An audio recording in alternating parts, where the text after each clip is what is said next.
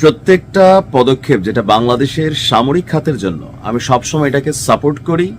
যদি মনে হয় যে এখানে প্রবাসী হিসাবে আমাদেরও কোনো রকম সহযোগিতা দরকার, দুই হাত খুলে আমরা সাপোর্ট করবার ডক্টর ইউনূসকে বলে যাব, স্যার আপনার তো টাকা পয়সা মাল পানি ভালোই আছে, আবার এই সরকারে থাকার সময় অনেক কিছু কিন্তু আপনি রাষ্ট্রীয় ট্যাক্স ট্যাক্সও মাফ করছেন, অনেক প্রতিষ্ঠানের লাইসেন্সও নিয়েছেন।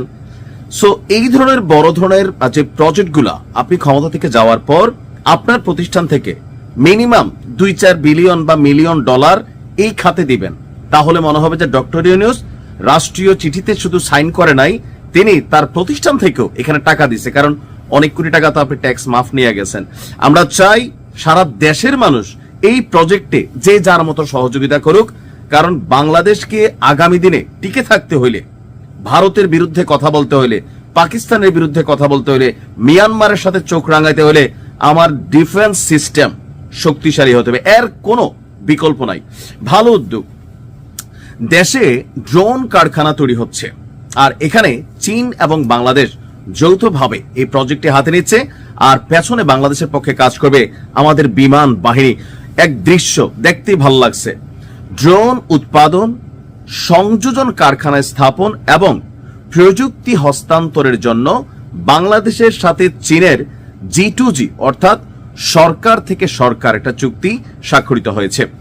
গতকালকে ঢাকায় বিমান বাহিনীর সদর দপ্তরে বাংলাদেশ বিমান বাহিনী এবং চায়না ইলেকট্রনিক্স টেকনোলজি যে গ্রুপ অফ কর্পোরেশন আছে তাদের মধ্যে এই চুক্তিটি স্বাক্ষরিত হয়েছে।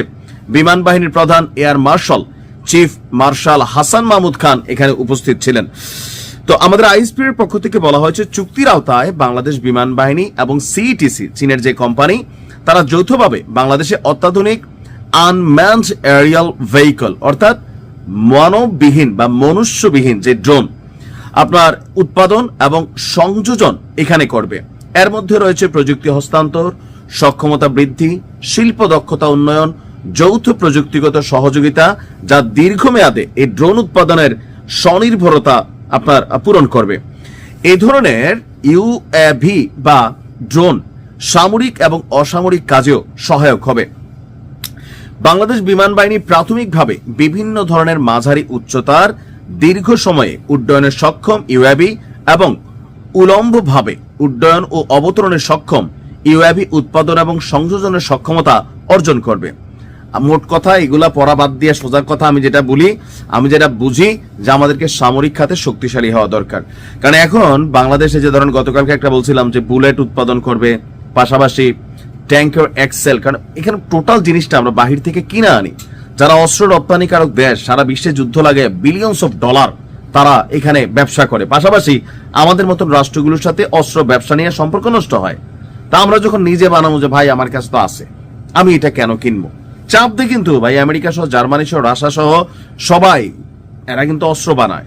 তো আমাদের মতন দেশগুলো একটু সহযোগিতা করে, পাশাপাশি এখানে হিউজ পরিমাণ মেশিনারিজ বিক্রি করে যেগুলোতে বিলিয়নস অফ ডলার প্রফিট করে। এখন সরকারকে, রাষ্ট্রকে নিরাপত্তা রাখার জন্য সার্বভৌমত্বের প্রতি যেন কোনো হুমকি না আসে, এই জন্য আপনার এই মেশিনারিজ গুলো দরকার। এত বছর যাবত এগুলোর উদ্যোগ নেওয়া হয়নি, এখন যত উদ্যোগ নেওয়া হচ্ছে, তো সেই উদ্যোগে আমি মনে করি ডক্টর ইউনূসের পয়সার অভাব নাই, বুড়া বয়স হয়ে গেছে, তিনিও ক্ষমতা থেকে যাওয়ার পর গ্রামীণ কোম্পানির পক্ষ থেকে বা ডক্টর ইউনূস ফাউন্ডেশন থেকে রাষ্ট্রের এই গুরুত্বপূর্ণ কাজে তিনি ভূমিকা রাখবেন।